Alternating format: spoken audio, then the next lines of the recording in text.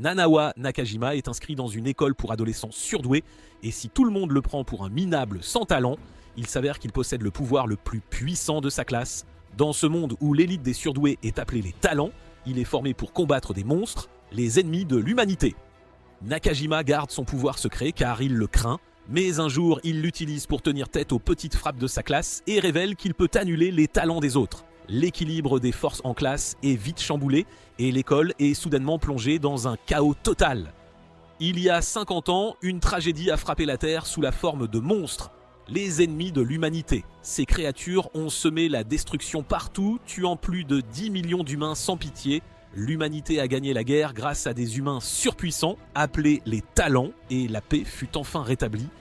Nano Nakajima était une déception pour sa riche famille de surdoués. Mais quand son père strict a découvert qu'il avait un super pouvoir, il lui a ordonné de s'inscrire dans une installation isolée sur une île déserte, servant de terrain d'entraînement pour adolescents talents et d'en devenir le leader.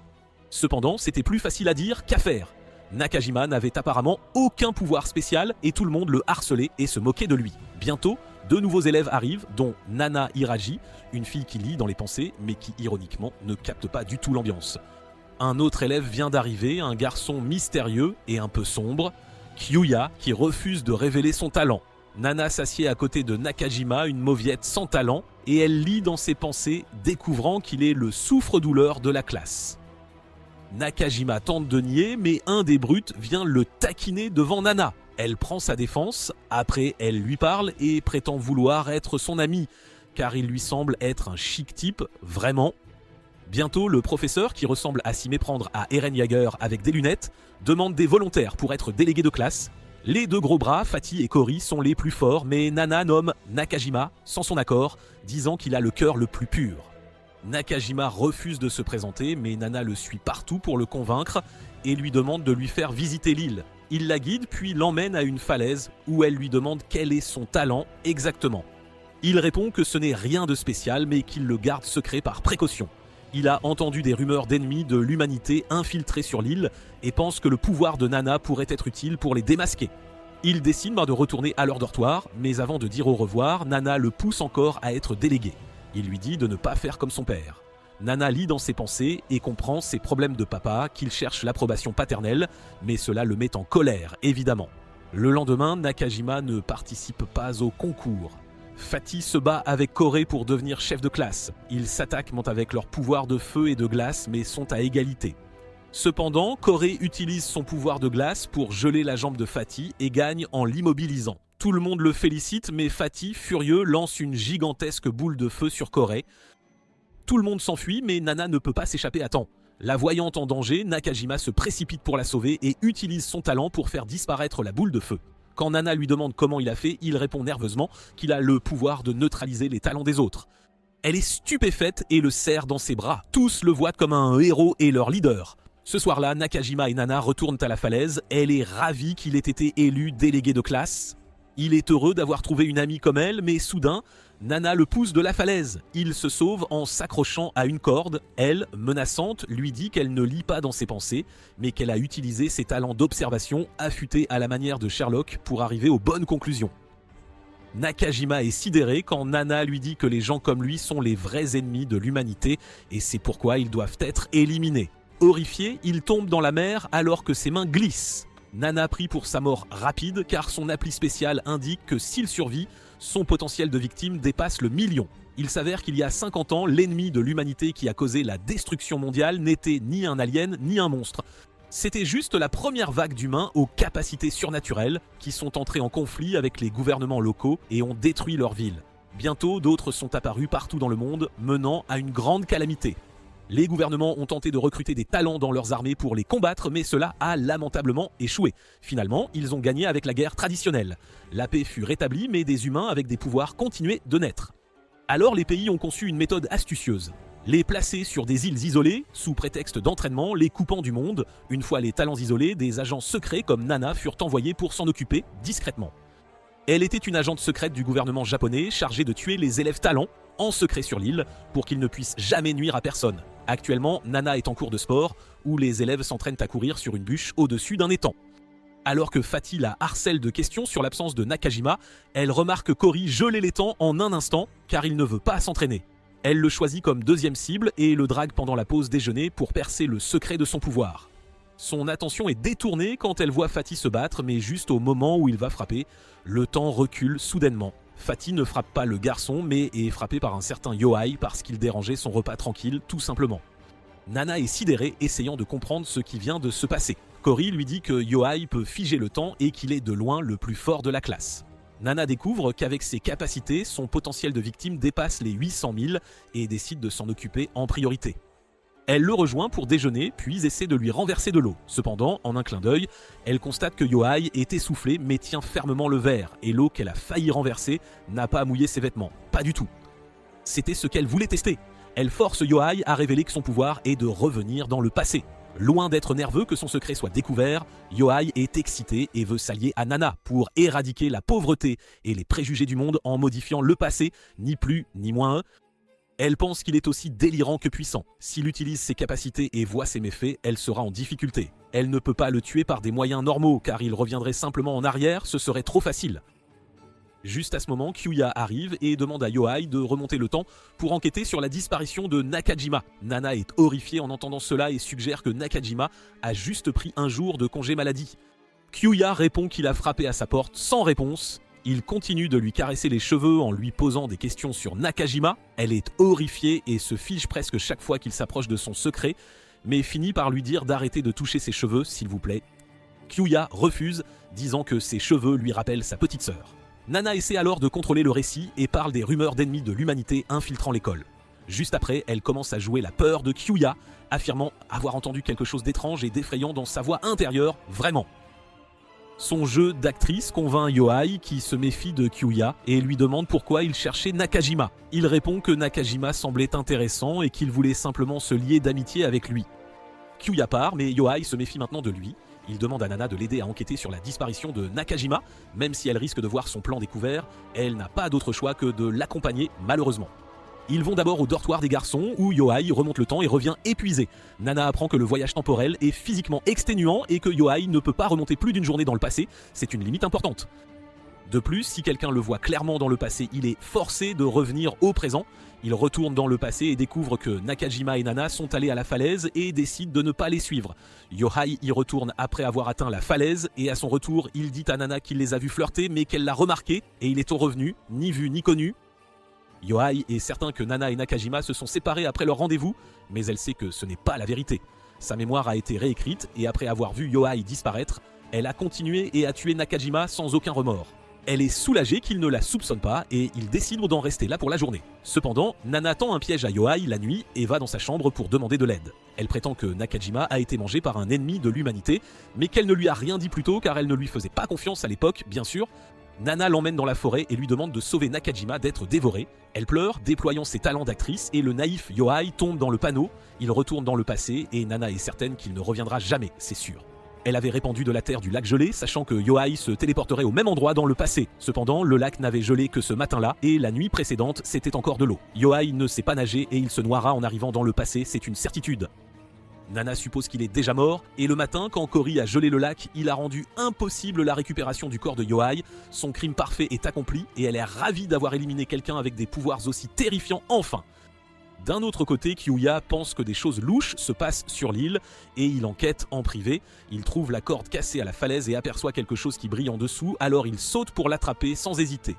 Il revient en classe trempé et avec des algues sur la tête, tandis que Nana essaie d'impressionner les élèves avec son faux talent de lecture de pensée. Il peut dire ce qu'elle vient de deviner sur Cory juste en utilisant ses compétences d'observation, dignes de Sherlock Holmes, ni plus ni moins.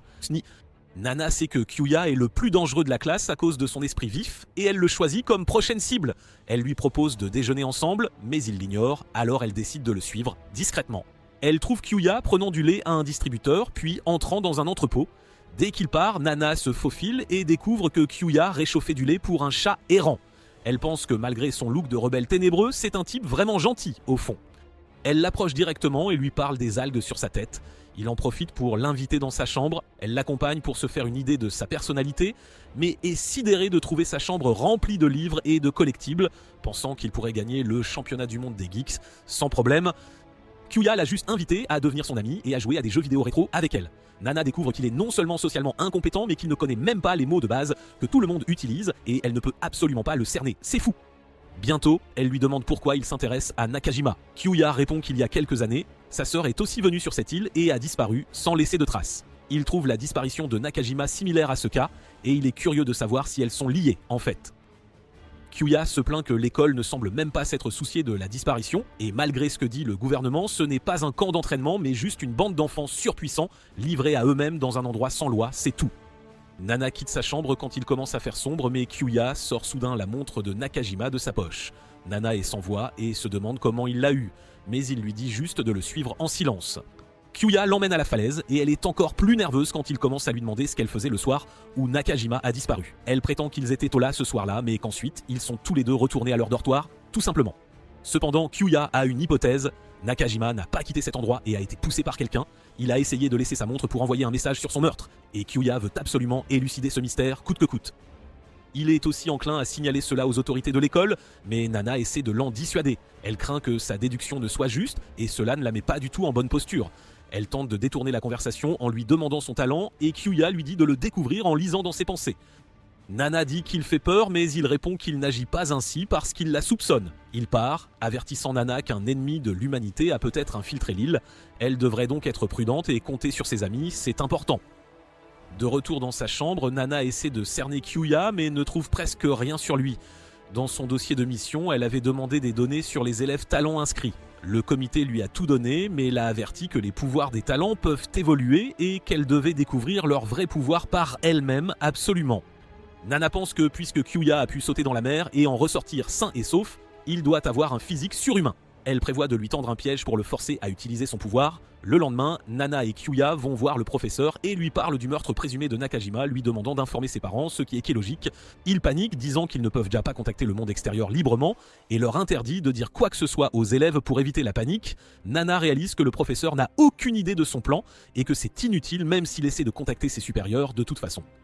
Plus tard ce jour-là, Kyuya va nourrir le chat errant comme d'habitude, mais il n'est pas dans l'entrepôt. Il commence alors à réfléchir à la personne derrière la disparition de Nakajima et croit que si c'est un meurtrier, il a un avantage sur lui, c'est certain. Cependant, Nana a le chat et elle le traque car elle est aussi convaincue d'avoir un avantage sur Kyuya. D'après ses observations de sa chambre, elle a remarqué que Kyuya était très propre, mais ne pouvait pas juger quand les choses étaient pas pourries ou sentaient mauvais, c'est un détail crucial. Elle a conclu qu'il ne sentait pas correctement et c'est pourquoi elle a saturé l'entrepôt de gaz. Son piège fonctionne, dès que Kyuya allume le réchaud, la pièce remplie de gaz explose. Nana se précipite sur les lieux pour voir si Kyuya était mort ou si elle l'a forcé à utiliser son talent. Elle trouve son corps brûlé et dit qu'elle va appeler à l'aide, mais alors qu'elle s'enfuit, il lui attrape la jambe. Nana panique mais Kyuya lui pose des questions. Comment était-elle là en premier et comment l'a-t-elle identifié alors qu'il était méconnaissable, brûlé ? Il continue de lui poser des questions sérieuses tandis que ses blessures disparaissent et Nana est stupéfaite de le voir guérir. Kyuya se lève et lui demande si elle n'a pas pu lire dans ses pensées qu'il est invincible. Il lui dit que son pouvoir a aussi une limite et qu'il y pense très fort maintenant pour qu'elle puisse la lire et la découvrir. Nana est terrifiée par son attitude, mais elle sourit et fait semblant de comprendre. Cependant, son désir de le tuer est devenu encore plus intense, c'est certain. Le lendemain, Fatty et Cory harcèlent Kyuya, croyant qu'il a mis le feu, bien sûr.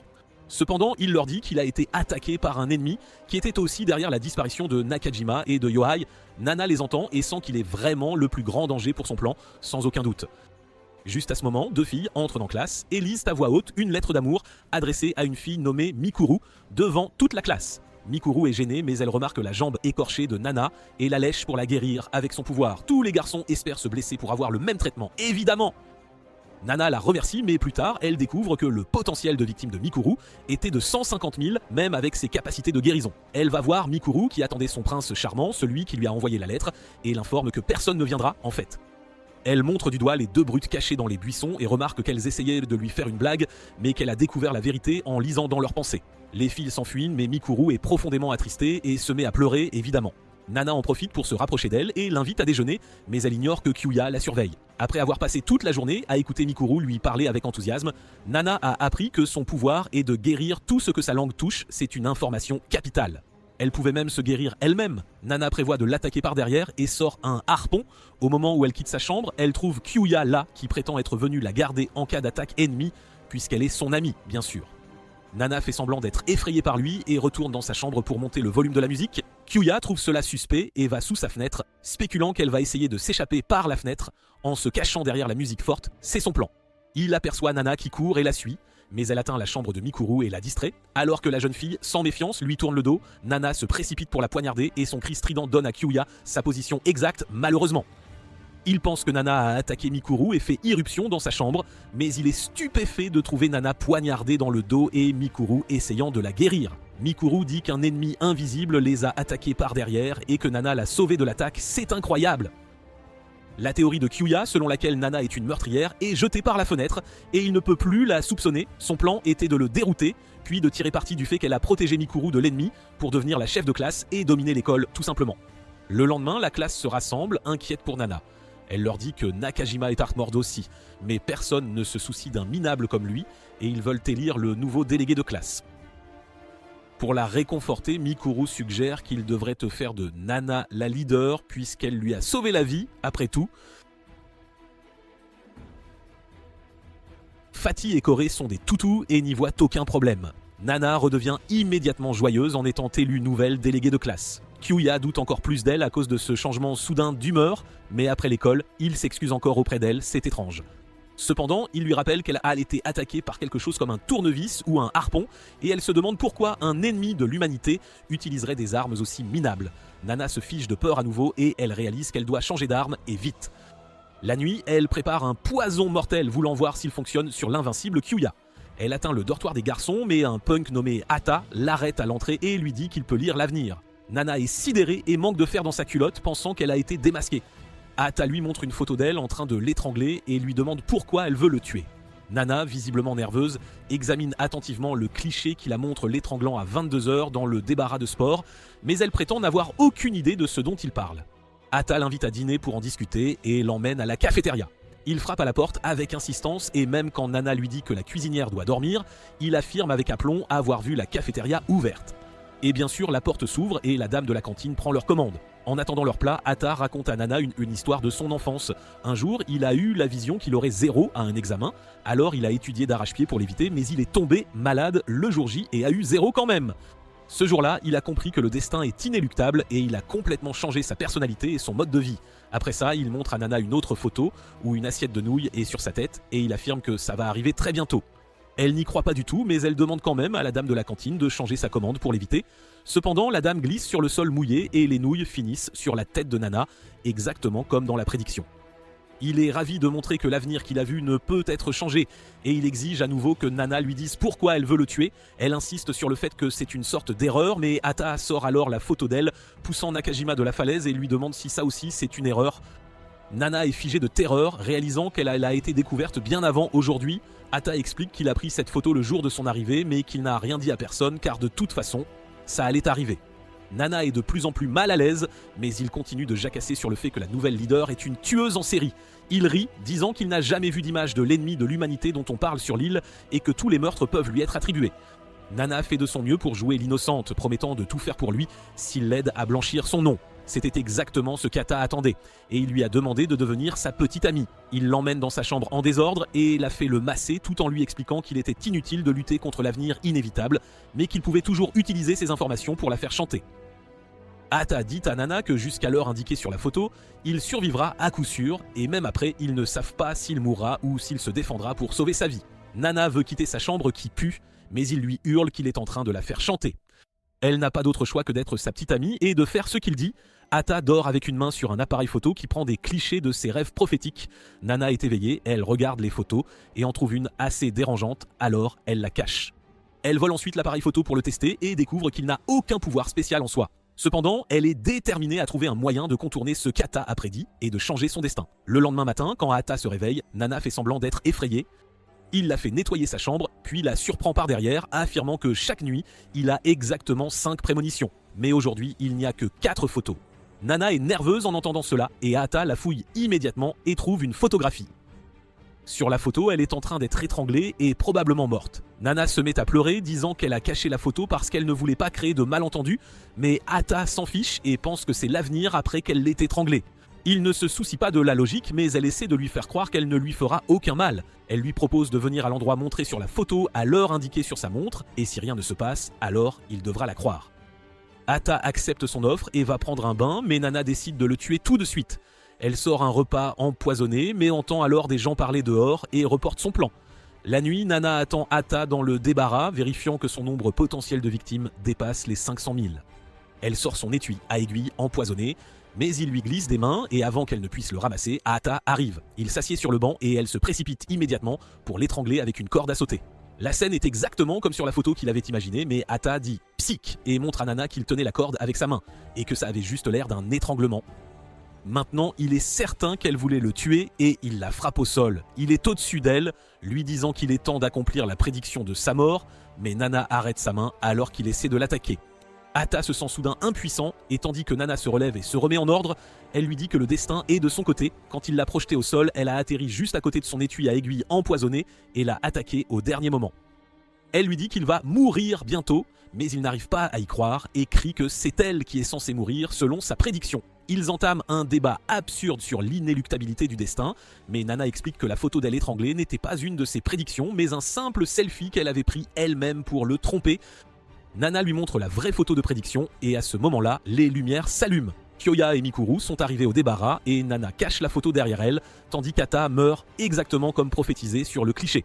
Elle sait que le vrai danger commence maintenant et se demande comment les convaincre qu'elle n'est pas coupable. Kyoya et Mikuru sont choqués, mais Nana fait semblant d'avoir peur et demande à son ami de sauver Hata. Mikuru essaie de le soigner, mais il est déjà trop tard. Kyoya explique que Mikuru s'inquiétait pour elle, car elle était absente de sa chambre et ils ont enquêté et découvert qu'Hata prétendait être en couple avec elle. Nana ne s'arrête pas de faire semblant de pleurer, mais Kyoya sort alors une photo, disant que c'était une des reconnaissances d'Hata. Nana pense qu'elle est fichue, mais il s'avère que c'est son faux selfie. Elle voit une lueur d'espoir et après avoir appris qu'il n'avait pas vu d'autres photos en se précipitant pour l'aider, elle pense pouvoir les manipuler, les embobiner et s'imposer pour s'en sortir. Elle prétend qu'Hata lui a d'abord montré des photos de lui-même attaqué par des ennemis de l'humanité et lui a demandé de l'aide. Après cela, il a essayé de la faire chanter avec des photos compromettantes et l'a amenée ici pour l'attaquer. Nana est certaine que si Kyoya est un gentleman, il n'essaiera pas de trouver d'autres photos, craignant d'y découvrir quelque chose d'inapproprié, mais il est bien plus concentré sur la scène de crime actuelle. Il spécule qu'Hata a attaqué Nana et qu'elle l'a tuée en légitime défense, mais elle rejette cette théorie. Mikuru suggère que cela pourrait être une maladie sous-jacente, mais Nana affirme qu'un ennemi de l'humanité était derrière le meurtre et qu'elle a entendu sa voix, mais Kyoya n'achète pas son histoire.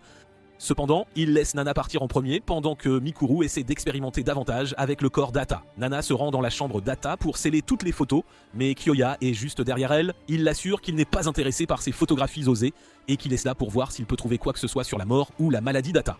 Il ne trouve rien qui suggère qu'Hata était malade, puis sort la photo de Nana étranglée et demande pourquoi elle ne s'est pas réalisée. Kyoya déclare qu'Hata se vantait toujours que ses prédictions se réalisaient toujours, et Nana répond que les humains peuvent changer leur avenir par le travail acharné, et il est enclin à la croire.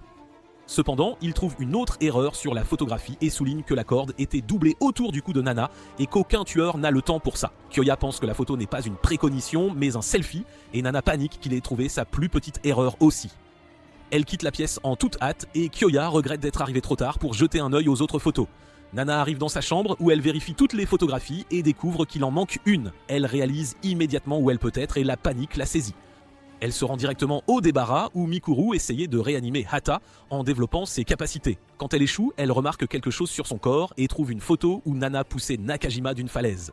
Avant que Mikuru ne puisse assimiler quoi que ce soit, Nana entre dans la pièce et lui demande si elle a vu quelque chose, avec un sourire inquiétant. Nana pense que si Mikuru cache la photo, elle est hostile et la suspecte. Dans ce cas, elle prévoit de la tuer immédiatement, mais Mikuru lui tend la photo sans hésiter et lui demande ce que cela signifie. Nana dit qu'Hata ne pouvait pas toujours voir l'avenir et que son pouvoir s'affaiblissait récemment. Elle convainc Mikuru que la photographie n'était pas une prédiction, mais juste un des rêves d'Hata, car il était jaloux qu'elle soit proche de Nakajima. Elle lui demande de garder le secret et Mikuru est heureuse d'obtempérer. Des funérailles sont organisées pour Hata et là, Nana apprend que Mikuru essayait de faire évoluer ses pouvoirs pour le ramener à la vie plus tôt. Nana lui dit de ne pas utiliser son pouvoir imprudemment car même soigner quelqu'un raccourcit sa durée de vie. Elle prétend que si Mikuru perdait la vie en essayant de réanimer quelqu'un, elle serait triste. Mikuru est ému, mais Nana essaie juste d'empêcher ses capacités d'évoluer. Kyoya s'avance et annonce son intention de pratiquer une autopsie sur Hata car il estime que sa mort est suspecte. Nana est nerveuse qu'il découvre son secret, alors elle fait de son mieux pour l'arrêter et l'emmène dehors. Elle essaie de le faire taire et lui demande de ne pas créer de panique, mais Kyoya est convaincu que celui qui a tué Hata est celui qui a provoqué l'explosion pour l'éliminer. Nana ne peut pas le convaincre et Kyoya ignore tout ce qu'elle dit et retourne aux funérailles, toujours déterminée à pratiquer une autopsie. Nana essaie de l'arrêter et demande aux autres élèves de l'aider en essayant de les émouvoir, mais il atteint quand même le cercueil. Cependant, il s'ouvre soudainement de lui-même et Hata se lève d'entre les morts comme un zombie. Tout le monde est terrifié, mais il s'avère qu'un autre élève, Shinji, utilisait ses capacités de nécromancie pour réanimer le corps d'Hata. Il affirme qu'il n'y a pas besoin d'autopsie car il peut faire parler Hata de sa mort. Tout le monde est nerveux à ce sujet, mais la petite amie de Shinji, Yuka, essaie de convaincre tout le monde qu'il n'est pas un méchant, juste parce qu'il a des pouvoirs un peu louches. Nana se retrouve dans de sérieux ennuis et elle commence à jouer la comédie. Elle prétend entendre la voix de l'âme d'Hata et qu'il criait de douleur d'être réanimé. Tout le monde sympathise avec lui et ils demandent à Shinji de laisser leurs camarades reposer en paix. Kyoya ne peut pas s'y opposer non plus et l'affaire est résolue, Hata étant remis dans son cercueil. Cependant, Nana prévoit maintenant de cibler le nécromancien, car il peut facilement obtenir des preuves et des témoins. Le lendemain, elle parle à Yuka de la raison pour laquelle Shinji ne vient jamais à l'école. Yuka répond qu'il est plutôt introverti, puis le couvre constamment d'éloges. La nuit, Nana la suit pour la trouver en rendez-vous avec Shinji. Elle prévoit de les tuer ensemble, mais Kyoya est là aussi, et il affirme qu'il est en patrouille, car il sent que Shinji est la prochaine cible du tueur en série. Shinji les repère et il n'est pas content qu'ils interrompent son rendez-vous. Kyoya le prévient d'être plus prudent face au tueur en liberté, mais Shinji s'en va indifférent. Yuka explique que Shinji est l'une des personnes les plus courageuses qu'elle connaisse et elle commence à raconter l'histoire de leur enfance. Un jour, ils sont allés au cinéma et le bâtiment a pris feu. Shinji est resté derrière pour laisser les autres s'échapper, mais il s'est retrouvé piégé et elle s'est précipitée pour le sauver et a découvert ses pouvoirs à la She-Hulk à ce moment-là. Elle ajoute que les cicatrices sur les mains de Shinji sont dues au fait qu'il a été brûlé en sauvant les autres. Le lendemain, Nana fait semblant d'être malade et demande à Mikuru de la déposer à l'infirmerie. Là, elle en profite pour se faufiler dans le dortoir des garçons, empoisonne Shinji endormi et lui dit que sa petite amie le rejoindra bientôt. Alors qu'elle retourne à l'infirmerie, elle aperçoit un chat coincé dans la tombe. Au même moment, Kyoya a remarqué son absence et il demande naturellement à sa meilleure amie, Mikuru. Elle le conduit à l'infirmerie où il constate que Nana a disparu. Elle apparaît soudainement à l'extérieur de la fenêtre, demandant de l'aide. Elle emmène Kyoya, Mikuru et Yuka pour sauver le chat, malgré le risque pour son plan. Elle demande à Yuka de retirer la dalle de béton pour sauver le chat, mais celle-ci prétend être allergique au chat et ne pas pouvoir utiliser ses pouvoirs à cause de cela. Kyoya suggère qu'ils peuvent appeler le chat avec de la nourriture pour chat, et sa supposition est correcte, tandis que Mikuru câline le chaton sauvé. Nana le remercie de son aide. Cette nuit-là, Nana se faufile dans la chambre de Yuka pour la tuer, mais avant qu'elle ne puisse l'empoisonner, quelqu'un la frappe par derrière et la retient. Une tueuse éveillée et irrite à Nana qu'elle a tout vu à travers les yeux de Shinji qui la retient en ce moment même. Nana réalise que Yuka a menti sur leur pouvoir. C'était elle la nécromancienne et Shinji avait des pouvoirs à la Hulk, mais il n'était pas vraiment vivant. Yuka allume la lumière et commence à divaguer sur son histoire d'amour et elle finit par trouver l'aiguille empoisonnée que Nana vient de laisser tomber. Elle pointe l'aiguille sur elle mais ne lui fait aucun mal car elle veut terminer son histoire. Yuka raconte que Shinji est mort en héros dans l'incendie et qu'elle avait le cœur brisé. C'est pourquoi elle a utilisé son pouvoir pour qu'il ne puisse jamais mourir et maintenant il est toujours à ses côtés. Aux funérailles d'Hata, c'est elle qui contrôlait son corps, mais c'était juste pour montrer Shinji comme un héros. Elle ajoute qu'elle peut canaliser les pouvoirs de toutes les personnes mortes qu'elle commande, et c'est pourquoi elle peut parfois utiliser la super force de Shinji. Nana réalise qu'elle a affaire à une nécromancienne psychopathe. Shinji n'était qu'un zombie, et il l'a entendu et vu essayer de le tuer. Yuka affirme qu'il prévoyait de s'occuper d'elle rapidement, mais comme elle avait sauvé le chat plus tôt, ils lui ont donné une autre chance, et elle s'est avérée être une meurtrière une fois de plus. Elle confisque l'étui à aiguille empoisonné de Nana, déclarant qu'elle a toujours su que quelque chose était bizarre sur l'île, mais qu'elle ne s'en souciait pas tant qu'elle pouvait vivre avec son petit ami. Maintenant, elle suspecte Nana d'être derrière le meurtre de tous les élèves de la classe et menace de tout révéler à tout le monde. Nana est choquée, mais cela la fait craquer et révéler sa vraie personnalité. Elle sourit, disant qu'elle les a tués, mais au moins elle les a laissés reposer en paix et n'en a pas fait ses jouets. Yuka ne tombe pas dans le piège de ses provocations, mais Nana a une autre façon de la déstabiliser. Elle affirme qu'elle dira à tout le monde la vérité, qu'elle réanime Shinji et qu'ils la croiront elle plutôt qu'une nécromancienne qui déshonore les morts en les ramenant de force à la vie. Yuka est acculée, mais Nana sait qu'elle ne peut rien faire sans ses aiguilles, alors elle lui offre une chance de coopérer. Elle promet de garder leur secret et même d'épargner leur vie. Quand cela ne convainc pas Yuka, elle déclare qu'elle peut lire les pensées des morts et qu'elle peut lui dire ce que Shinji veut vraiment lui dire en ce moment si elle la laisse partir. En romantique incurable qu'elle est, Yuka tombe dans le panneau et dessert l'emprise de Shinji sur Nana. Nana fait semblant de lire dans ses pensées, puis s'enfuit. Yuka veut la suivre, mais Shinji l'arrête, disant qu'il devrait juste la tuer et qu'ensuite elle pourra utiliser ses pouvoirs pour lire dans les pensées. Yuka accepte sa suggestion et se prépare à éliminer Nana, mais celle-ci les attend déjà dehors. Elle les attire à sa suite car elle prévoit de percer les secrets du pouvoir de Yuka et de la vaincre ensuite. Cependant, le vrai problème est Shinji et sa super force. Elle se souvient soudainement avoir vu le collier d'Ata sous le lit de Yuka et formule la théorie qu'elle a besoin de quelque chose appartenant aux morts pour les contrôler. Nana essaie de tester sa théorie et nargue Yuka en lui disant qu'elle sait que le pendentif qu'elle porte appartient à Shinji et qu'en le lui retirant, elle la rendra impuissante. Yuka essaie de la trouver dans l'obscurité mais n'y parvient pas. Quelques instants plus tard, Nana bondit sur elle, visant à lui arracher son collier, mais Yuka appelle Shinji à l'aide. Nana la pousse et s'enfuit effrayée, mais ses poursuivants parviennent à la suivre étonnamment bien. Alors qu'elle fait une pause, elle est soudainement attaquée par un autre zombie qui la terrifie, puis elle découvre qu'il y a d'autres zombies qui l'entourent. Yuka annonce qu'en raison de sa capacité, elle a toujours su qu'il y avait de nombreux cadavres sur l'île et qu'elle les contrôlait tous en ce moment. Certains étaient des élèves talentueux et d'autres des professeurs, mais ils sont tous morts de façon horrible. Yuka utilise le pouvoir d'un des élèves qui avait une vision nocturne pour localiser sa cible dans l'obscurité. Nana est nerveuse d'apprendre cela et elle se demande si les cadavres sur cette île étaient à cause de l'agent qui est venu ici avant. Elle est curieuse mais n'a pas le temps d'y penser, alors elle court pour sauver sa vie. Elle se cache dans un chalet endommagé et élabore un plan pour vaincre Yuka. Elle n'a jamais vu Shinji pendant la journée et même sa chambre était très sombre. Nana croit que la lumière du soleil pourrait arrêter la nécromancie. Si elle peut tenir jusqu'à l'aube, elle aura peut-être une chance de gagner. Elle essaie de barricader la porte du chalet, mais Yuka et son armée de zombies la trouvent assez vite. Nana se cache à l'intérieur du chalet et les nargue pour qu'ils l'attaquent. Mais Yuka sait qu'elle lui a tendu un piège. Cependant, ces zombies étaient déjà à l'intérieur de la pièce et ils ont attaqué Nana sur son ordre. Heureusement pour Nana, le soleil se lève à ce moment-là et les zombies tombent comme si leur cordon d'alimentation avait été débranché. Yuka avoue stupidement que c'est sa faiblesse puis enferme Nana de l'extérieur, disant qu'elle reviendrait la nuit pour en finir avec elle. Elle prend Shinji sur son dos et Nana, désespérée, essaie de l'attaquer par la fenêtre mais c'est inutile, alors elle décide d'essayer de s'échapper de la pièce verrouillée d'une manière ou d'une autre. Cette nuit-là, Yuka arrive au chalet avec son armée de zombies pour en finir avec Nana, mais en fouillant la pièce, elle constate son absence. Elle inspecte chaque recoin du chalet et vérifie même les cadavres. Mais Nana n'est pas là. Yuka réanime tous les corps et les disperse pour ratisser la forêt, mais ils ne peuvent pas la trouver. Après le lever du soleil, elle ramène Shinji au dortoir, mais là, Nana l'attend en embuscade. Elle l'attaque par derrière, la plaque au sol, puis sort une pochette en plastique de sa poche arrière. Yuka est terrifiée car la pochette contenant des morceaux d'une feuille de notes déchiquetée était la véritable relique qu'elle utilisait pour contrôler Shinji, et le pendentif n'était qu'un bluff. Nana dit que la nuit dernière, quand elle a essayé d'arracher le pendentif, Yuka a essayé de protéger sa poche et c'est ce qui l'a trahi. Elle lui dit de la suivre puisqu'elle est impuissante pendant la journée et elles atteignent la falaise. Là, Yuka demande à Nana quel pouvoir elle a utilisé pour s'échapper de la pièce verrouillée et elle répond qu'elle est sortie par la porte d'entrée. Quand elle semblait renforcer la porte, elle retirait en fait les verrous de la serrure pour pouvoir l'ouvrir facilement plus tard. Elle a trompé tout le monde en mettant juste un morceau de ruban adhésif sur la serrure déverrouillée. Yuka est sidérée et demande à Nana comment elle savait qu'elle allait l'enfermer et elle répond qu'elle avait juste une théorie et a pris un risque en la suivant.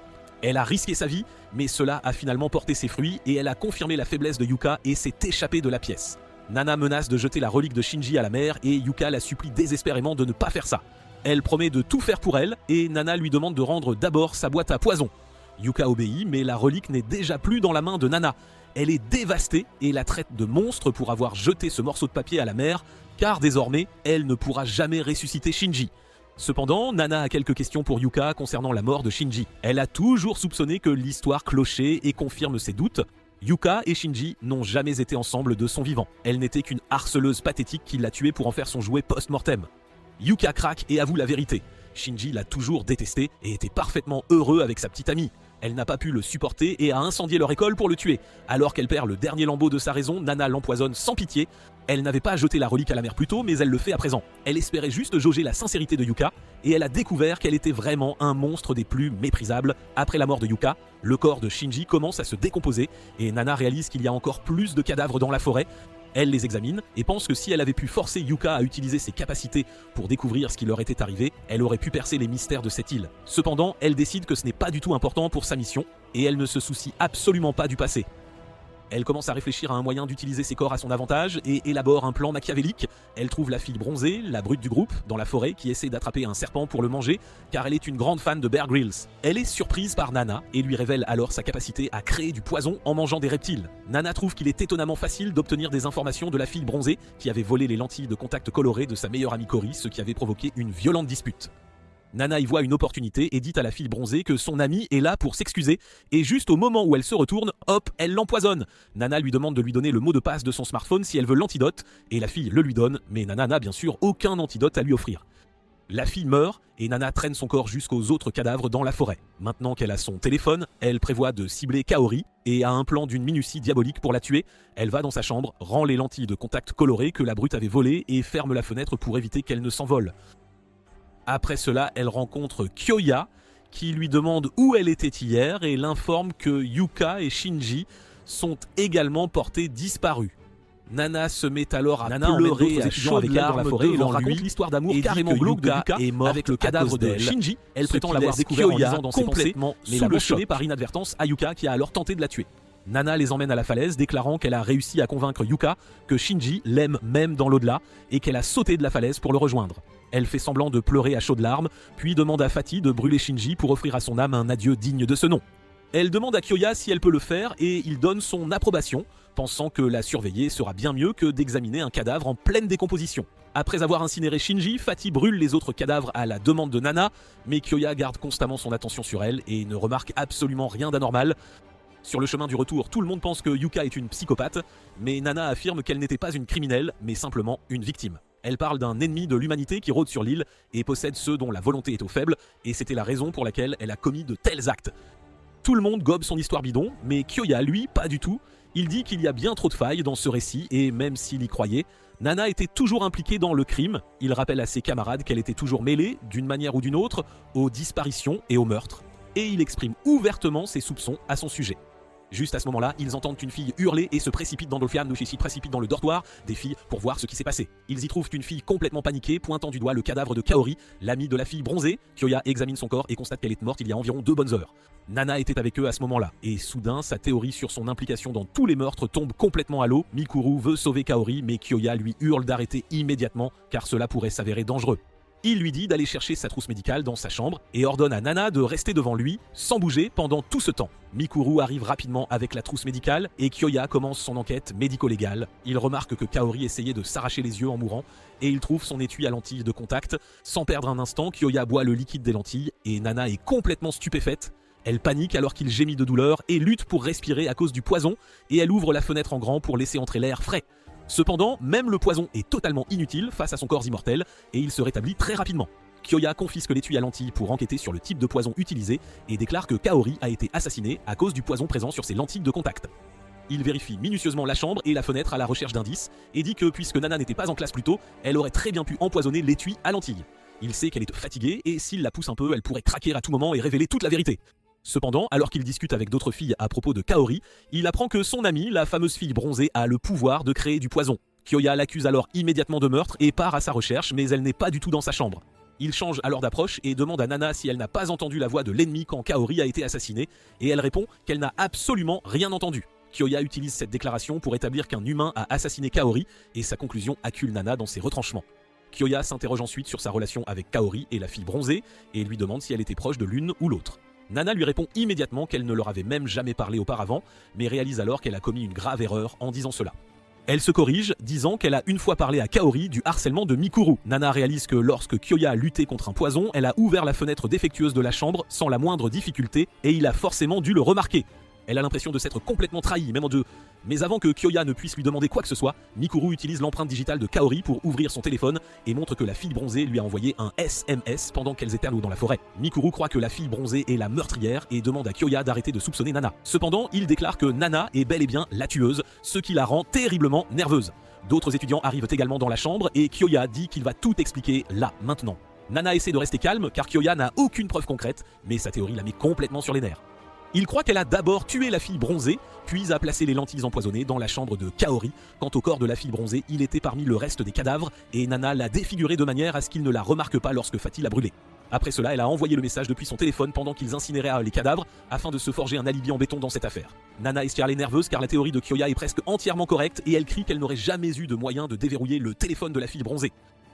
Kyoya répond qu'elle est une lectrice de pensée et aurait pu très facilement trouver le mot de passe et Nana est complètement acculée. Kyoya dit qu'il l'a gardée à l'œil pendant tout ce temps et il est absolument certain qu'elle ne s'est pas encore débarrassée du téléphone.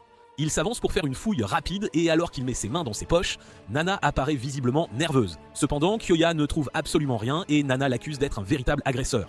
Elle avait tout soigneusement planifié exactement comme Kyoya l'avait conclu, mais il y avait une chose qu'il ne pouvait absolument pas anticiper.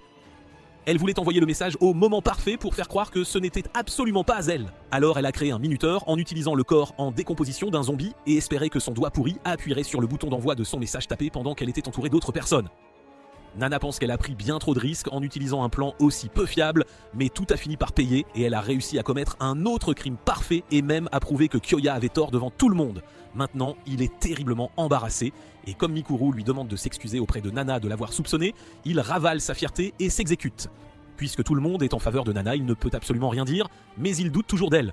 Cependant, il sent que quelque chose cloche sérieusement dans toute cette affaire et Nana n'a pas du tout utilisé ses pouvoirs de lecture de pensée plus tôt. Il accepte de croire sa théorie sur l'ennemi de l'humanité, mais en retour, il peut garder le corps de Kaori pour effectuer une autopsie approfondie pendant la nuit. Nana et Kyoya se serrent mot à la main et elle est absolument certaine qu'il ne découvrira jamais si le poison a été créé par elle ou par la fille bronzée. La nuit tombe rapidement et Nana s'assied devant le dortoir des filles, attendant le moment parfait pour se débarrasser du poison qu'elle a si méticuleusement créé. Grâce au meurtre de Kaori, elle a pu semer Kyoya, mais cela a attiré bien trop d'attention sur elle et maintenant son travail est devenu encore plus ardu. Bientôt, Mikuru vient la voir et elle est inspirée d'apprendre que Nana patrouillait le dortoir pour le protéger des fameux ennemis de l'humanité. Elle propose de prendre la garde pendant un certain temps et lui demande de prendre un peu de repos. Nana est complètement déconcertée par sa gentillesse inconditionnelle et pense que Mikuru est vraiment une bonne fille, la réveille, lui demandant si elle peut vraiment lire dans les pensées. Alors comment elle n'a pas pu remarquer ce qu'elle s'apprêtait à faire. Nana est prise au dépourvu en la trouvant avec un cutter sous la gorge. Mikuru lui demande quel est son vrai talent et Nana se calme en disant fermement que c'est la lecture de pensée, mais elle voit alors une chance et la désarme en lui giflant la main. Mikuru la complimente, disant qu'elle était vraiment très bien entraînée et Nana menace de crier et de l'accuser d'être possédée par un ennemi de l'humanité si elle tente quoi que ce soit d'autre. Cependant, Mikuru répond qu'elle peut facilement exposer ses mensonges car personne ne croirait qu'une fille aussi douce qu'elle essaierait de faire du mal à ses meilleurs amis. Juste à ce moment-là, quelques filles sortent et Mikuru s'en va avec un avertissement subtil et maintenant Nana est furieuse d'avoir été ainsi trahie. Le lendemain, Mikuru montre à Nana une boîte cadeau en classe et lui demande de lire dans ses pensées pour deviner ce qu'il y a à l'intérieur. Nana n'a absolument aucune idée de ce que cela peut être et elle dit qu'elle ne peut pas utiliser son pouvoir parce qu'elle est vraiment très fatiguée. Mikuru répond qu'elle lui demandera au déjeuner et ensuite, après la fin des cours, elle continuera à lui demander jusqu'à ce qu'elle n'ait plus d'excuses et admette qu'elle ne peut lire dans les pensées de personne. Au même moment, Kyoya entre en classe avec leur professeur et lui dit de se dépêcher d'entrer quand il appellera les autorités la prochaine fois. Il voit ensuite Mikuru harceler Nana pour deviner ce qu'il y a dans sa boîte cadeau et elle donne une réponse complètement fausse. Cependant, elle dit ensuite que tout le monde dans la classe pense que Mikuru l'aime. Kyoya se précipite dans la pièce et retire une note collée sur le dos de Mikuru qui dit qu'elle aime Nana. Mikuru est terriblement embarrassée à cause de cela, mais Nana établit qu'elle pouvait lire dans les pensées de tout le monde puisqu'il pensait à cette fameuse note. Kyoya ne lui fait absolument pas confiance, mais il ne peut rien dire après avoir tout gâché hier. Plus tard, Nana emmène Mikuru à la falaise, où elle la félicite d'avoir prouvé ses capacités de lecture de pensée devant toute la classe. Cependant, Nana était d'humeur à la confrontation et lui demande où se trouve la véritable Mikuru. Elle souligne que la fille n'a pas guéri la blessure qu'elle a reçue hier, et cela signifie qu'elle est quelqu'un d'autre, transformée en Mikuru, et non la vraie de vraie. La fausse Mikuru admet qu'elle a raison, mais remarque ensuite qu'elle se soucie beaucoup de son amie pour une tueuse en série, aussi indiscriminée. Nana est choquée d'apprendre que la fausse Mikuru connaît son secret, et alors qu'elle suit son regard et la quitte des yeux un instant, elle trouve un grand homme en costume juste devant elle. L'homme se présente comme Jin Tachibana, un homme avec le talent de changer de forme, et affirme qu'il est l'un de ses aînés sur cette île. Il a surveillé Nana depuis qu'elle est arrivée ici et veut maintenant faire un pacte avec elle. Nana ne peut absolument pas le refuser alors qu'il l'emmène à sa cachette et explique que Mikuru est en sécurité et bien isolé. Il l'amène au fond de sa grotte et prépare du café pour eux deux tout en expliquant qu'il est resté ici pendant 5 longues années. Il sait que Nana est une tueuse en série, mais il la remercie quand même d'avoir tué Yuka qui avait profané les cadavres de ses camarades de classe enterrés dans la forêt. Nana est complètement choquée d'apprendre cela et Jin lui révèle alors qu'il a passé tout ce temps déguisé en l'un des 2 chats errants de cette île. Il connaît les méthodes de Nana, mais il veut absolument savoir pourquoi elle tuait des gens. Jin croit qu'il ne peut rien obtenir d'elle, même s'il la torture, alors il propose d'échanger leurs histoires. Il commence par raconter à Nana une guerre civile qui a éclaté entre les étudiants talentueux il y a 5 ans. Il explique que tout a commencé naturellement lorsqu'une fille a tué le gars le plus talentueux de la classe pour affirmer sa supériorité. Elle a été découverte et exilée, mais ensuite tuée par son béguin. Bientôt, tout le monde a rejoint le combat et les étudiants se sont divisés en 2 factions et se sont affrontés, convaincus que l'autre côté était possédé par l'ennemi de l'humanité. Jin déclare que personne ne leur a jamais dit que des ennemis de l'humanité entraient sur l'île et qu'ils se battaient simplement à cause de leur imagination débordante. Cette grotte était l'une des zones sûres où les gens qui voulaient échapper à la guerre se réfugiaient. Les professeurs se sont enfuis dès que les combats ont commencé, presque comme s'ils l'avaient prévu depuis le début. Les étudiants qui pouvaient voler et nager ont suivi leur bateau, mais dès qu'ils ont quitté le rivage, ils ont été impitoyablement abattus par des navires militaires. Jin n'avait pas quitté l'île, et c'est pourquoi il a survécu et a décidé de rester caché pendant que tout le monde se battait. Les 2 groupes étaient en guerre, et un équilibre des pouvoirs très prudent garantissait qu'aucun d'eux ne pouvait l'emporter. Un côté était dirigé par un prédicteur de l'avenir, et l'autre par un stoppeur de temps, ce qui rendait toute victoire facile impossible. Cependant, finalement, tout le monde est mort, et Jin est alors rentré chez lui pour voir sa grand-mère, qui était sa seule et unique famille. Quand elle l'a vu, elle a pensé qu'il était un esprit parce que les nouvelles avaient annoncé qu'il était mort en combattant les ennemis de l'humanité. C'est alors que Jin a réalisé que le gouvernement essayait de tuer les gens talentueux, et il s'est enfui à toute vitesse avant que les agents ne puissent l'arrêter. Il est retourné sur l'île, et en temps voulu, d'autres adolescents talentueux ont été enrôlés ici. Il n'a pas pu résister à sa curiosité et a espionné tout le monde pour découvrir ce qui se passait réellement. Cependant, la nouvelle étudiante qui a le plus piqué son intérêt était Nana, et il a vite découvert qu'elle était en pleine frénésie meurtrière. Jin affirme qu'il peut facilement prouver ses péchés à sa classe, mais pour cela, il devra révéler son identité qu'il a gardée secrète pendant si longtemps, et il pourrait même risquer de déclencher une nouvelle guerre civile. C'est pourquoi il veut conclure un accord avec Nana, il ne l'exposera pas et elle leur dira la vérité sur l'implication du gouvernement ici. Il permet à Nana de faire absolument ce qu'elle veut avec ses camarades de classe, mais si elle refuse son offre, il la tuera sans hésitation. Cependant, quand Jin boit son café, il s'effondre soudainement et Nana dit qu'elle ne peut absolument pas supporter les idiots qui ne remarquent pas quand leurs boissons sont empoisonnées. Avec son dernier souffle, Jin la nargue de rapporter son cas si particulier à ses supérieurs et Nana pense que ce n'était finalement pas une si mauvaise idée. Elle est sur le point de passer un appel au comité qu'il a envoyé ici quand quelqu'un lui arrache son téléphone. Elle se retourne et trouve Kyoya disant qu'il a trouvé l'appareil qui cachait tous ses secrets. Nana panique et se demande comment c'est possible, mais elle voit alors Mikuru qui dit que tout cela faisait partie de la mise en scène et qu'elle a sous-estimé son adversaire à cause de son arrogance. Rien n'a plus aucun sens pour Nana et elle essaie de s'enfuir, mais son pied se fige complètement et elle ne peut plus bouger du tout. En voyant Kaori devant elle, elle réalise que Jin s'est transformé en ses camarades de classe et pouvait également utiliser leurs capacités. Il le confirme lui-même, disant qu'il n'a pas seulement survécu à la guerre civile avec ses camarades de classe. Non, il l'a gagné et il n'a pas pu le faire juste en se déguisant. Nana est terrifiée par son pouvoir et elle réalise que puisque Jin peut utiliser le pouvoir de tous les talentueux, il est le véritable ennemi de l'humanité qu'elle doit absolument tuer. Nana panique alors que Jin se dirige vers son téléphone pour voir qui elle appelait. Elle sait que même s'il est potentiellement la personne la plus puissante qu'elle ait jamais vue, il n'est pas tout puissant, sinon il n'aurait pas besoin de son aide. Elle le nargue de se transformer en elle, car alors il pourrait obtenir ses pouvoirs de lecture de pensée, mais Jin l'ignore complètement. La glace sur les pieds de Nana se desserre et elle se libère et s'enfuit à toute vitesse, espérant obtenir l'aide de ses camarades de classe. Cependant, Jin la poursuit après s'être transformé en Fatty et la fait exploser avec une gigantesque boule de feu. Il la frappe de plein fouet et Nana est gravement blessée. Jin s'approche d'elle et s'excuse de ne pas pouvoir contrôler son pouvoir car il manquait cruellement de pratique. Il commence ensuite à lui raconter qu'il y a 5 ans, un enfant de leur classe a affirmé que tous les talentueux étaient des rejetons du diable et devaient être tués. Il parle du nombre potentiel de victimes, et puisque la même chose est mentionnée sur son smartphone, Jin est certain que Nana doit être liée à lui d'une manière ou d'une autre. Il suggère qu'ils ont peut-être le même employeur, et il demande à Nana de les appeler à l'aide. Elle essaie toujours de le cerner et lui demande de la tuer, puis de se transformer en Yuka pour la réanimer s'il veut connaître ses secrets. Il sait aussi ce qu'elle veut, mais il lui dit qu'au lieu de se tromper mutuellement, ils devraient enfin se faire confiance et travailler main dans la main. Pour montrer sa bonne volonté, il promet de la laisser partir ce soir si elle peut leur parler de sa famille. Nana parle de ses parents qui ont été tués par un ennemi de l'humanité et de son frère aîné qu'elle n'a jamais rencontré. Jin remarque qu'elle est étonnamment calme en parlant de son passé traumatisant, mais elle répond qu'elle ne veut pas être enchaînée par son horrible passé. Elle s'effondre peu après et alors que Jin la ramasse, il lui dit qu'il doit y avoir beaucoup de gens fous et arrogants dans sa classe et quand les corps commenceront à s'accumuler, les plus fous montreront leur vrai visage. Il la prévient qu'elle n'est pas la seule tueuse ici et Nana perd connaissance. Elle se réveille dans la chambre de Mikuru qui était folle d'inquiétude pour elle et lui explique qu'elle l'a trouvée effondrée et blessée près de sa porte, alors elle l'a soignée avec attention. Nana répond qu'elle poursuivait un ennemi de l'humanité et est allée le tuer, mais a à peine échappé vivante. Elle remercie Mikuru, pensant que c'est la raison pour laquelle elle ne l'a pas encore tuée, mais la jeune fille peu innocente lui demande comment elle peut continuer à combattre les ennemis avec une telle détermination. Les traumatismes passés reviennent à Nana alors qu'elle se souvient de la mort de ses parents et elle perd son sang-froid un instant. Elle décide de raconter l'histoire du meurtre de ses parents à Mikuru qui se met à pleurer et se précipite aux toilettes pour pleurer encore un bon coup. Elle revient après un certain temps, offrant à Nana une thérapie gratuite et elle décide de ne pas lui dire toute la vérité car cela ne pourrait pas lui faire de mal. Nana lui raconte qu'une nuit, un cambrioleur est entré par effraction chez eux et le lendemain matin, elle a trouvé ses parents morts. Elle déclare que le cambrioleur était en fait un ennemi de l'humanité sous la forme d'un homme et c'est précisément pourquoi elle les déteste tant.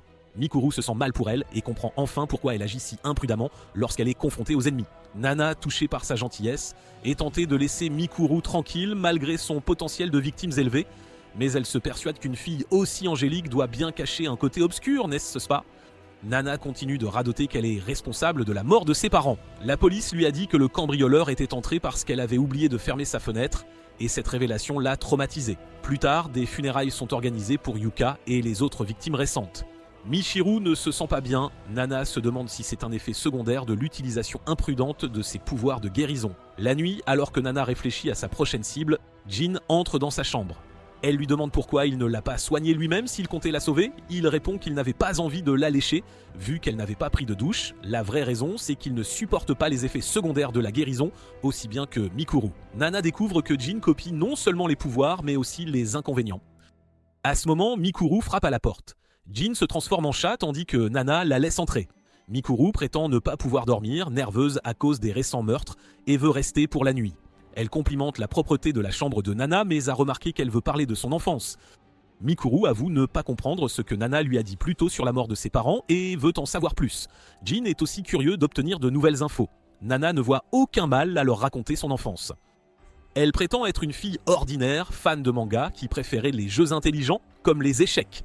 Mais comme elle ne trouvait pas de partenaire à sa hauteur, elle jouait surtout seule. Sa chambre était souvent en désordre et ses parents la réprimandaient beaucoup pour ça. Une pénato qu'elle a sauté par sa fenêtre et s'est précipitée au dépanneur du coin à minuit pour acheter la dernière édition de son manga préféré. En rentrant, elle a lu jusqu'à s'endormir, oubliant de verrouiller la fenêtre. C'est ainsi que le cambrioleur est entré. Le lendemain matin, elle s'est réveillée à l'odeur du sang et a trouvé les corps sans vie de ses parents dans le salon. Nana revit son traumatisme et se blâme pour leur mort, mais Mikuru lui prend les mains pour la réconforter et elle se regarde. Le lendemain matin, Nana se réveille et trouve Mikuru toujours dans sa chambre, perdu dans ses pensées. Soudain, Kyoya fait irruption et demande à Mikuru si elle a passé la nuit ici. Elle répond qu'elle était avec Nana toute la nuit et il leur demande aussitôt de le suivre au dortoir des garçons. Kitaman, un groupe d'élèves monte la garde suivant ses ordres. Il emmène Nana et les autres à l'intérieur et leur montre qu'un autre élève a été tué la nuit dernière. Il demande à Nana quoi faire ensuite et elle n'en a aucune idée. Elle n'a rien à voir avec ce meurtre et réalise que l'avertissement de Jin s'est avéré vrai. Tout le monde est sur les nerfs. Kyoya explique que la victime est Ryuji, qu'il l'a examiné avant d'appeler Nana. Sa gorge et son dos ont été tranchés par une lame acérée. Kyoya demande d'abord à Futa, le voisin de la victime, s'il a entendu quoi que ce soit la nuit dernière. Futa répond qu'il était avec ses sbires, en train de leur faire la morale, donc personne n'a pu entendre quoi que ce soit à cause de sa voix tonitruante. Kyoya ne peut pas exclure qu'ils soient tous impliqués et leur demande leurs griffes, juste au cas où. Futa est furieux et refuse de coopérer, mais Nana le convainc d'aider Kyoya. Le premier sbire a le pouvoir d'imiter les autres, ce qu'il a utilisé pour draguer son chef et Nana avec leur voix.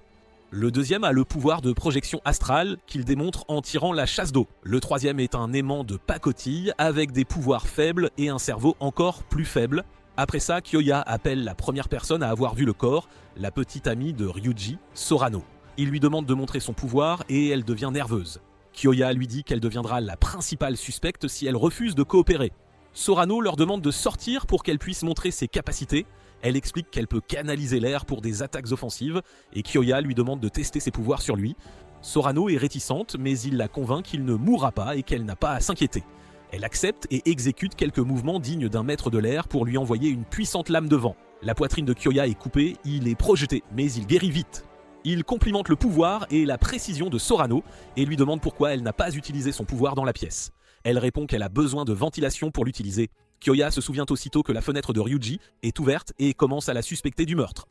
À ce moment, le professeur arrive en courant chercher Kyoya, car les supérieurs sont au téléphone. Kyoya part tout rapporter, mais Nana pense qu'il perd son temps. Elle retourne sur les lieux du crime avec Mikuru, tente d'enquêter, mais s'ennuie et décide de laisser ça à Kyoya. Mikuru lui demande pourquoi elle travaille si dur.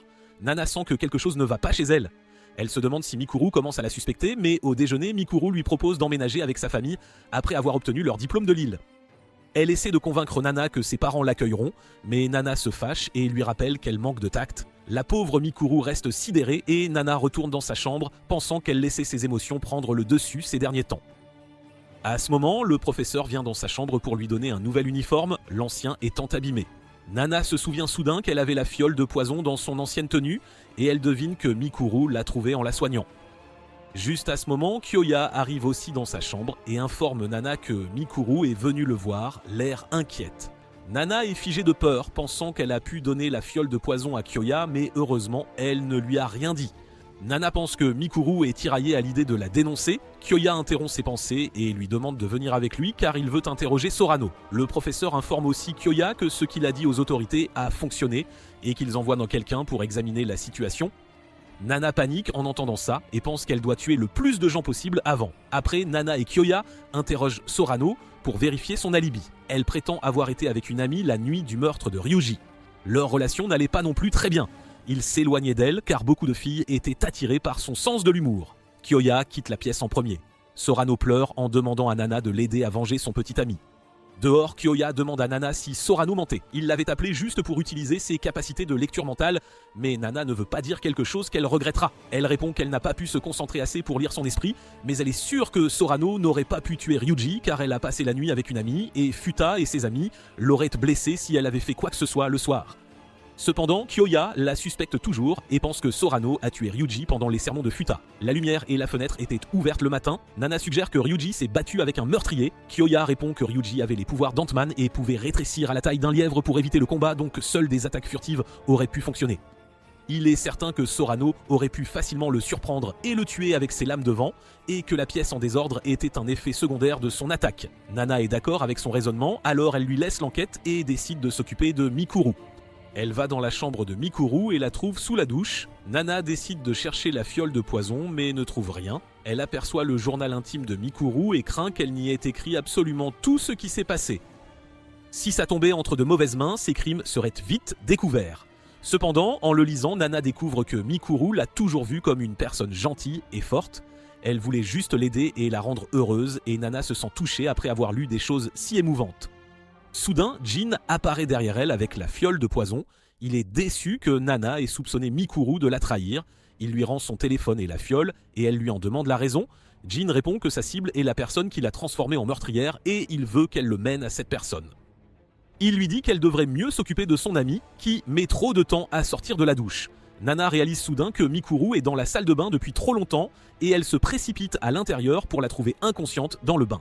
Nana se précipite à ses côtés et découvre qu'elle est toujours en vie. Elle panique en essayant de la sauver et se convainc que si Mikuru meurt, ce ne sera pas bon pour sa mission. Nana la met au lit et constate qu'elle a une forte fièvre. Elle s'inquiète pour elle et le doute s'insinue lentement dans son cœur, se demandant pourquoi elle agit si étrangement. Elle va voir le professeur pour de l'aide et apprend qu'il n'y a pas de médecin sur l'île et que le seul résident est retourné sur le continent par peur du tueur en série. Il lui conseille de demander de l'aide à Kyoya, mais celui-ci refuse de l'accompagner car il est occupé par l'autopsie de Ryuji. Nana lui demande au moins un remède contre la fièvre et il lui donne ce qu'il a.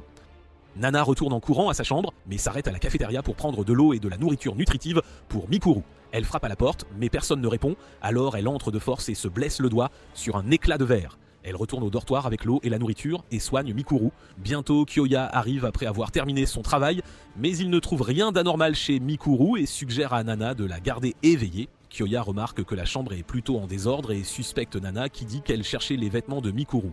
Il doute d'elle, puis se souvient que Mikuru voulait lui dire quelque chose plus tôt, et il suspecte qu'elle sait quelque chose sur Nana. Plus tard, Kyoya se rend dans la chambre de Rentero, le gars de la projection astrale. Ils discutent des détails du meurtre. Rentero signale avoir trouvé des animaux morts, tués de la même manière autour de l'école. Kyoya vide sa poubelle pour trouver des indices, mais ne trouve rien. De son côté, Nana passe la journée entière à s'occuper de Mikuru et elle est soulagée quand sa fièvre baisse.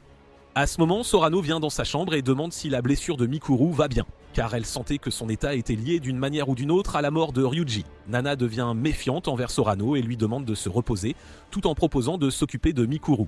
Elle refuse, pensant que Mikuru pourrait être impliqué dans le meurtre et que Sorano essayait de l'éliminer. Nana veut protéger Mikuru et elle est encore une fois tourmentée par ses émotions contradictoires. Le lendemain matin, Mikuru se réveille enfin et raconte à Nana que la nuit dernière, 2 chats sont venus à sa porte et l'un d'eux était gravement blessé. Elle a soigné le chat blessé mais s'est sentie très faible et s'est évanouie sous la douche. Nana réalise que l'un des chats était Jin et se demande si c'était lui le blessé, puis elle demande à Mikuru pourquoi elle était si agitée plus tôt et elle répond qu'elle ne se sentait pas bien et est allée voir Kyoya pour des médicaments. Nana lui dit de se reposer mais Mikuru remarque son doigt coupé et se lève pour le lécher. Nana panique et retire sa main en criant à Mikuru de laisser la blessure guérir naturellement. Elle lui rappelle que l'utilisation de son pouvoir raccourcit sa vie, et bien qu'elle ait l'air en colère, elle s'inquiétait juste pour elle. Mikuru est surprise, mais elle détend l'atmosphère en parlant de la terrible coiffure de Nana. Les filles rient et se rapprochent. Pendant ce temps, Jin a trouvé la personne qui a tué Ryuji et les animaux autour de l'école. Il dit au meurtrier de faire ce qu'il veut, mais seulement à ses camarades, pas aux animaux, car il est un woke libéral qui se soucie plus des bêtes que des humains. Le meurtrier n'essaie pas d'attaquer Jin et s'enfuit. Jin pense alors qu'il n'a rien trouvé sur le téléphone de Nana à part les scores de victimes potentielles qui semblent n'être que des chiffres aléatoires et dénués de sens. Il croit que l'inventeur de ce concept trompait les gens et qu'il avait aussi dupé Nana pour qu'elle devienne une meurtrière. Maintenant, Jin veut savoir qui est le cerveau derrière elle. D'un autre côté, Nana décide de laisser Mikuru seule après que l'ambiance se soit détendue. Cependant, Mikuru veut qu'elle reste plus longtemps car elle se sent bien avec elle. Nana promet de revenir après une douche rapide, mais elle pense qu'elle est trop submergée par ses émotions ces jours-ci. Si son mentor la voyait ainsi, il lui infligerait de terribles punitions, alors elle décide d'arrêter de s'attacher à Mikuru. Quelques instants plus tard, Nana retourne dans sa chambre et elle joue aux échecs japonais. Elle lui demande pourquoi elle est une si bonne personne qui veut aider tout le monde. Mikuru répond qu'elle croit que tout le monde peut être sauvé. Après ça, Nano l'interroge sur une certaine Hitomi que Mikuru a mentionnée dans son journal, mais elle prétend l'avoir lue dans ses pensées. Mikuru devient nostalgique en racontant l'histoire qui s'est déroulée il y a 3 ans, quand elle était dans une école normale et venait de découvrir ses pouvoirs. Elle a soigné un camarade blessé, mais de vilaines rumeurs ont circulé, disant qu'elle aimait lécher les inconnus. Mikuru était déprimée et s'est réfugiée sous un pont pour se changer les idées, où elle a sauvé un chien blessé. C'est là qu'elle a rencontré Hitomi, une fille que tout le monde craignait comme une gangster violente. Mikuru a pris la fuite à cause de sa réputation, mais Hitomi l'a rattrapée et l'a remercié d'avoir sauvé le chien. Mikuru a découvert que contrairement à l'opinion publique, Hitomi était très gentille et elles sont immédiatement devenues de grandes amies. Hitomi l'a protégée des brutes et passé du temps avec elle, lui donnant la confiance nécessaire pour utiliser son pouvoir afin d'aider les autres. Cependant, avec le temps, elles se sont éloignées, toutes deux étant occupées. Un jour, Hitomi a demandé à Mikuru si elle pouvait utiliser son pouvoir pour soigner sa mère gravement malade. Elle a répondu qu'elle ne pouvait pas utiliser son pouvoir sur les maladies et les poisons, et Hitomi a eu l'air déçue. Après cela, elles ont commencé à se voir moins souvent. Mikuru s'est occupée à utiliser ses capacités pour soigner les gens à la clinique de ses parents jusqu'au jour où elle a abusé de son pouvoir et s'est effondrée. Elle a été admise à l'hôpital où elle a retrouvé Hitomi et a appris qu'elle souffrait d'un cancer. Mikuru a été dévastée en l'apprenant et elle a beaucoup pleuré tandis qu'Hitomi l'a réconfortée joyeusement. Elle est décédée peu après. Pendant très longtemps, Mikuru s'est sentie inutile quand sa meilleure amie avait besoin d'elle, alors elle veut améliorer encore plus son talent. Nana est abasourdie d'entendre son histoire et quitte brusquement la chambre. Elle s'effondre dehors. En regardant le score de victimes potentielles de Mikuru, elle commence à surmonter son lavage de cerveau. Elle croit que ce chiffre n'est pas réel et commence à douter de tout ce qu'on lui a appris sur les personnes talentueuses.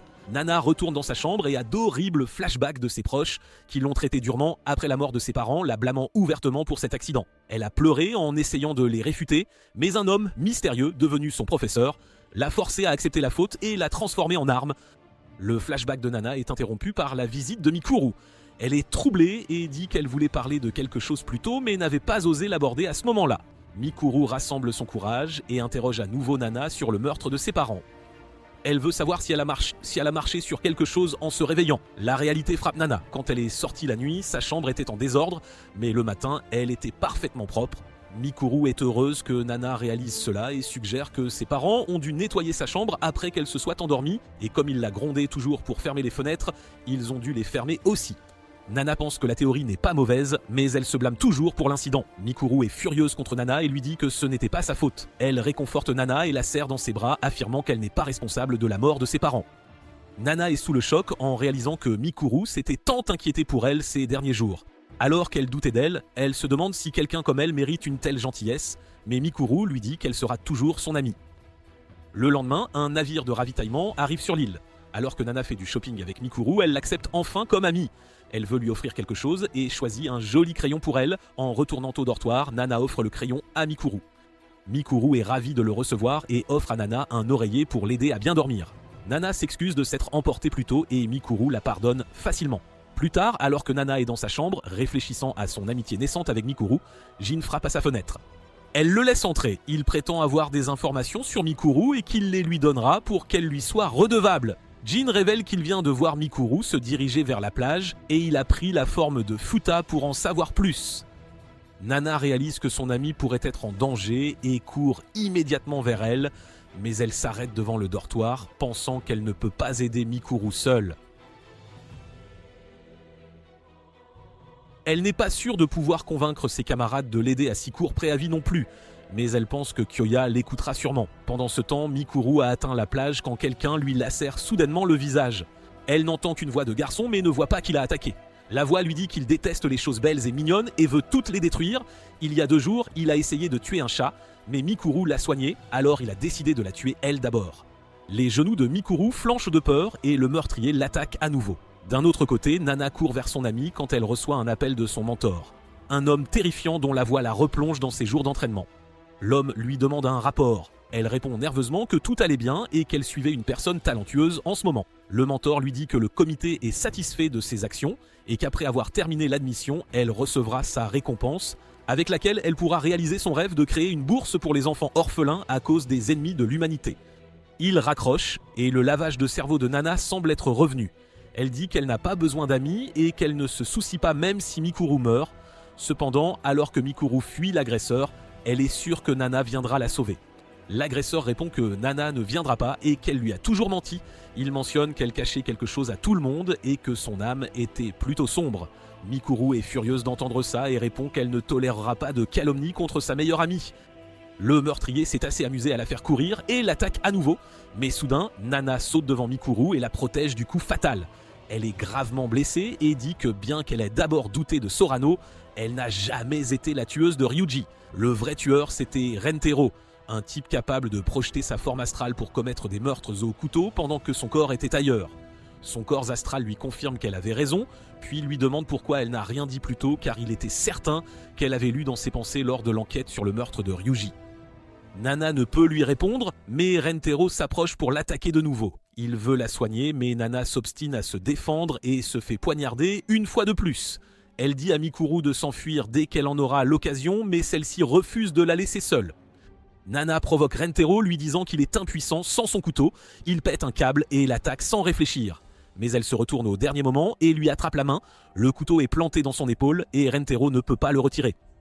Nana dit à Mikuru de s'enfuir et l'assure qu'il ne lui fera aucun mal car elle lui a tendu un piège. Mikuru insiste, elle ne la quittera pas. Mais là, Nana craque et la traite de chienne stupide. Elle lui dit des choses encore plus blessantes, comme qu'elle ne l'a jamais considérée comme une amie et qu'elle était une personne pathétique et dégoûtante. Nana lui révèle qu'elle est une autre tueuse en série, comme Rentaro, et qu'elle ne faisait que la manipuler depuis le début. Mikuru fond en larmes et s'enfuit et Nana cesse de lutter contre le tueur, juste au moment où elle disparaît de sa vue. Rentaro lui demande quel est ce piège qu'elle lui a tendu et elle se contente de rire faiblement. Elle savait qu'il était un lâche, incapable de poursuivre Mikuru s'il pensait sa vie en danger, d'où son bluff sur le piège. Réalisant qu'il a été dupé, Rentaro, furieux, l'attaque de nouveau, mais s'arrête net quand quelqu'un lui saisit la gorge. Kyoya avait trouvé son corps physique dans les toilettes de l'école et l'étranglait pour ramener son corps astral ici. Quelques minutes plus tôt, Nana avait approché Kyoya avec son plan. Elle prétendait avoir entendu la voix intérieure de Rentaro. Et elle a dit à Kyoya qu'il était leur tueur en série. À présent, il cible Michiru et elle veut la sauver tout en exposant le vrai corps de Rentaro. Nana a dit à Kyoya qu'elle ne pouvait compter que sur lui avec si peu de préavis, car les autres risquaient de ne pas la croire. Kyoya a accepté de l'aider et a trouvé Rentaro, mais il semblait qu'il était bien trop tard. Nana gît dans une mare de son propre sang, pensant qu'elle a tout gâché à cause de ses émotions. Elle a fait échouer sa mission, révéler son identité à Mikuru et se trouvait maintenant aux portes de la mort. Nana sent qu'elle mérite de mourir ainsi pour avoir tué des innocents comme Nakajima et Yohei. Alors qu'elle perd progressivement connaissance, elle voit ses parents et leur dit qu'elle est heureuse d'avoir enfin trouvé sa première amie. Mais elle voit Michiru pleurer sur son corps, tentant d'utiliser ses pouvoirs. Elle ne la soignait pas, elle essayait de la ramener à la vie. Nana veut l'empêcher de faire ça car cela pourrait mettre sa vie en danger, mais elle ne peut rien dire. Michiru met tout ce qu'elle a pour soigner Nana, et une lumière dorée éclatante émane de son corps alors que la vie revient en Nana. Quelques instants après, Nana est complètement guérie et sur ses pieds, mais en se retournant vers Mikuru, elle la trouve assise, immobile. Nana s'approche d'elle, essaie d'entendre son cœur battre, mais elle n'entend rien. Mikuru est morte en la sauvant, et le cœur de Nana se brise en se remémorant tous les souvenirs partagés. Elle serre Mikuru dans ses bras et pleure, se blâmant pour la mort de son ami.